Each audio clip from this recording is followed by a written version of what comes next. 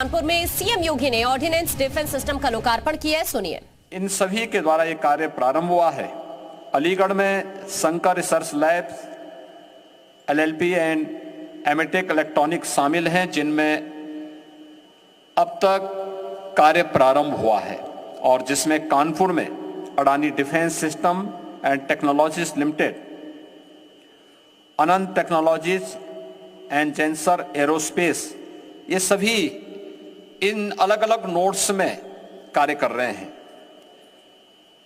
उत्तर प्रदेश में दो इस दिशा में डिफेंस मैन्युफैक्चरिंग कॉरिडोर में सेंटर ऑफ एक्सीलेंस विकसित हो रहे हैं, जिसमें दोनों आईआईटी कानपुर और आईआईटी बीएचयू, इन दोनों को इसके लिए नामित किया गया है और इसके लिए रक्षा मंत्रालय ने भी उत्तर प्रदेश में टेस्टिंग सुविधा का इंफ्रास्ट्रक्चर विकसित करने के लिए सहयोग करने में अपनी साझेदारी दिखाई है। उनके इंफ्रास्ट्रक्चर डेवलपमेंट के लिए भी अपना सहयोग प्रदान करने की कार्रवाई की है। उत्तर प्रदेश में डिफेंस कॉरिडोर में डिफेंस एंड एरोस्पेस सेक्टर की एमएसएमई एंड स्टार्टअप की विशिष्ट जरूरतों को पूरा करने के लिए जो भी सहयोग की आवश्यकता पड़ती है, उसके लिए एक अनुकूल वातावरण प्रदेश के अंदर बनाने का कार्य हुआ है और इसके पीछे का उद्देश्य भारत को सुरक्षा के क्षेत्र में न केवल आत्मनिर्भरता, बल्कि इसके माध्यम से हम न केवल अपनी स्वयं की आवश्यकताओं की पूर्ति कर सकें, बल्कि देश की सुरक्षा और आंतरिक सुरक्षा की स्थिति को सुदृढ़ बनाने के साथ साथ इस क्षेत्र में जो दुनिया की आवश्यकता है, उन आवश्यकताओं की पूर्ति करने में भी भारत अपना योगदान दे सके। इसके लिए उत्तर प्रदेश का यह एक महत्वपूर्ण केंद्र जो 6 नोड्स में विकसित हो रहा है, यह एक मील का पत्थर साबित होगा, यह मैं विश्वास के साथ कह सकता हूं। आज उत्तर प्रदेश देश के अंदर देश के डेवलपमेंट में और भारत की आर्थिक उन्नति में ब्रेकर नहीं बल्कि ब्रेक थ्रू का काम कर रहा है। यह वही उत्तर प्रदेश है जिसमें 2017 के पहले जिस उत्तर प्रदेश को देश के विकास की सबसे बड़ी बाधा माना जाता था, आज यह उत्तर प्रदेश आदरणीय प्रधानमंत्री जी के मार्गदर्शन में सर्वांगीण विकास के नित्य नए प्रतिमान स्थापित कर रहा है। अभी आपने देखा होगा 19 फरवरी को ही प्रधानमंत्री मोदी जी स्वयं प्रदेश की राजधानी लखनऊ में आए थे। गत वर्ष हम लोगों ने प्रदेश का ग्लोबल इन्वेस्टर समिट आयोजित किया था। ग्लोबल इन्वेस्टर समिट में उत्तर प्रदेश को 40 लाख करोड़ रुपए के निवेश के प्रस्ताव प्राप्त हुए थे और इनमें से महत्वपूर्ण होता है कि निवेश के प्रस्ताव वहीं पर प्राप्त होंगे जहां पे व्यक्ति की सुरक्षा के साथ साथ पूंजी की सुरक्षा की भी पुख्ता व्यवस्था। प्रदेश में पहले कोई निवेश नहीं करना चाहता था। मुझे याद है आज उत्तर प्रदेश विधानसभा के हमारे स्पीकर श्री सतीश महाना जी 2017 में प्रदेश के औद्योगिक विकास के हमारे मंत्री थे और पहले इन्वेस्टर समिट में के समय इन लोगों को आशंका थी कि यूपी में सचमुच कोई आएगा कि नहीं आएगा, क्योंकि वातावरण बहुत खराब था। ये डिफेंस कॉरिडोर की बात तो दूर, हां 2017 के पहले उत्तर प्रदेश के अंदर जगह जगह तमंचे जरूर लहराए जाते थे, लेकिन आज तमंचे नहीं बल्कि हम टेक्नोलॉजी का बेहतरीन उपयोग कर रहे हैं और आज उत्तर प्रदेश के नौजवानों के हाथों में तमंचे की जगह टैबलेट देखने को जरूर मिलता है। बदली भी कार्यशैली और एक नई कार्य संस्कृति उत्तर प्रदेश के अंदर हम देख सकते हैं। उत्तर प्रदेश में जहां 2017 के पहले रंगदारी वसूली की जाती थी, आज रंगदारी नहीं बल्कि पीएम स्वनिधि योजना उत्तर प्रदेश के उन छोटे छोटे व्यापारियों के लिए आर्थिक स्वावलंबन का आधार बन रही है। जो उत्तर प्रदेश में पहले दंगे होते थे, आज उत्तर प्रदेश के युवाओं के लिए खेल की एक नई संस्कृति को विकसित करके दंगल जैसी प्रतियोगिताओं के माध्यम से उन्हें गोल्ड मेडल जीतने के लिए ओलंपिक में या एशियन गेम्स में गोल्ड मेडल जीतने के एक नए अवसर उत्तर प्रदेश प्रदान कर रहा है। और जहां कर्फ्यू लगता था, आज शानदार तरीके से कावड़ यात्राएं उत्तर प्रदेश की एक उत्सव प्रदेश के रूप में बदलने का भी कार्य कर रहा है।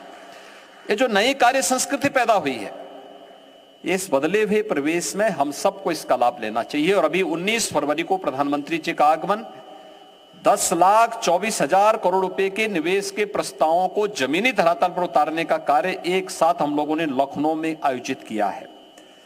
इंफ्रास्ट्रक्चर का जितना शानदार कार्य उत्तर प्रदेश के अंदर हुआ है, आज सबसे देश के अंदर 40% एक्सप्रेसवे यूपी के अंदर है।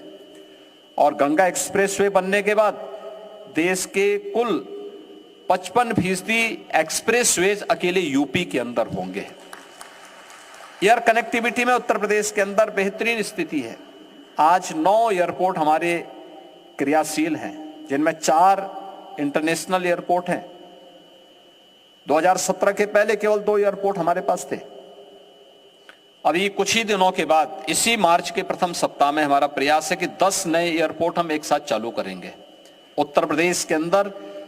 और इस वर्ष में हम लोग भारत के सबसे बड़े एयरपोर्ट को, जेवर एयरपोर्ट को भी हम प्रारंभ करने वाले हैं। एमआरओ की हमारी पॉलिसी आ चुकी है। भारत का पहला एमआरओ भी हम लोग जेवर के पास स्थापित करने जा रहे हैं। इस नए स्थिति में आज यहां पर आपने देखा होगा, एकदम वीरान क्षेत्र था ये। और डिफेंस मैन्युफैक्चरिंग कॉरिडोर की जब बात आई थी, तो महाना जी का भी और यहाँ के हमारे जनप्रतिनिधियों का आग्रह था कि इस पूरे क्षेत्र में इसको डेवलप किया जाए। और मैं धन्यवाद दूंगा यहाँ पे Adani defence system and technologies को, कि अडानी ग्रुप ने इसमें रुचि ली और एक साथ 500 एकड़ क्षेत्र में वह इसको डेवलप कर रहे हैं। मेरा उनसे आग्रह होगा कि आईआईटी कानपुर बहुत दूर नहीं है, और कानपुर में हमारे 2 महत्वपूर्ण ऐसे टेक्निकल इंस्टीट्यूशन है, एक आईआईटी कानपुर है और एक एचबीटीयू है। इन लोगों के साथ मिलकर के यहाँ पे स्किल डेवलपमेंट का एक बेहतरीन सेंटर स्थापित हो सकता है। यहाँ के युवाओं को यहाँ का जो स्किल है उसको स्किल में बदलने के लिए अगर हम कार्य कर पाएंगे तो इंडस्ट्री के लिए यहाँ पे स्किल मैन पावर की उपलब्धता होगी।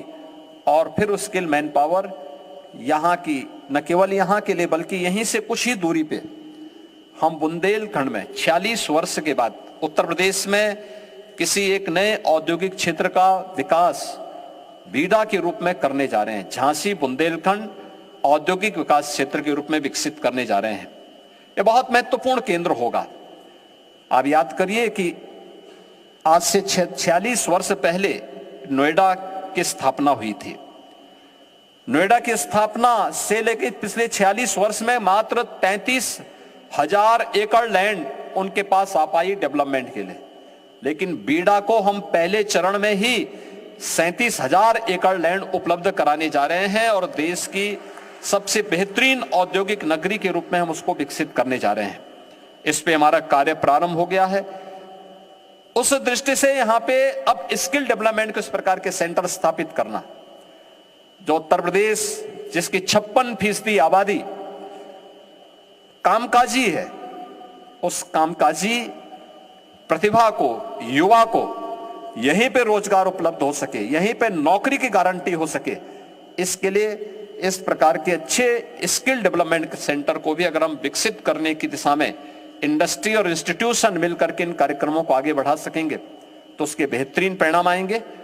मुझे पूरा विश्वास है कि आज यहां पर अडानी ग्रुप के द्वारा डिफेंस सेक्टर से जुड़े हुए जिस महत्वपूर्ण संस्थान का कानपुर में और हैदराबाद में शुभारंभ हो रहा है, यह न केवल भारत की रक्षा क्षेत्र में आत्मनिर्भरता में योगदान की एक महत्वपूर्ण कड़ी होगी, बल्कि भारत के साथ साथ डिफेंस सेक्टर को, भारत को दुनिया का एक महत्वपूर्ण केंद्र के रूप में विकसित करने में भी अपनी बड़ी महत्वपूर्ण भूमिका का यह निर्वहन कर पाएगा। अडानी ग्रुप को इसके लिए मैं हृदय से धन्यवाद देते हुए आज यहाँ पे हमारे चीफ ऑफ आर्मी स्टाफ आए हैं, सेंट्रल कमांड के हमारे जीओसी कमांडर इन चीफ यहां पर उपस्थित हुए हैं, आर्मी के हमारे अन्य अधिकारीगण भी उपस्थित हुए हैं। इन सब का भी मैं हृदय से अभिनंदन करता हूं और विश्वास व्यक्त करता हूं कि इनकी उपस्थिति हमारे युवाओं को डिफेंस क्षेत्र में आगे बढ़ने के लिए प्रेरित करेगी।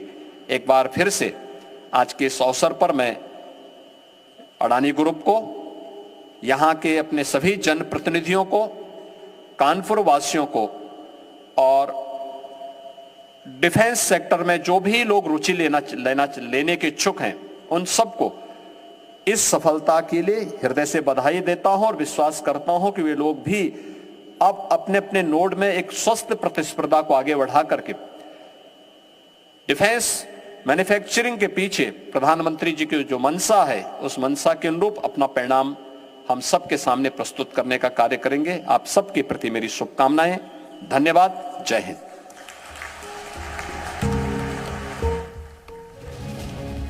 कानपुर से सीएम योगी को अभी आप सुन रहे हैं। आज वहां पर एक बड़ी सौगात उन्होंने दी है। डिफेंस सेक्टर में भारत एक बड़ी भूमिका निभाएगा। मन से इस बात का जिक्र करते हुए बड़े बड़े इन्वेस्टर्स आ रहे हैं। उत्तर प्रदेश में युवाओं को नौकरी की गारंटी पर भी फोकस करेंगे सीएम योगी कहते हुए।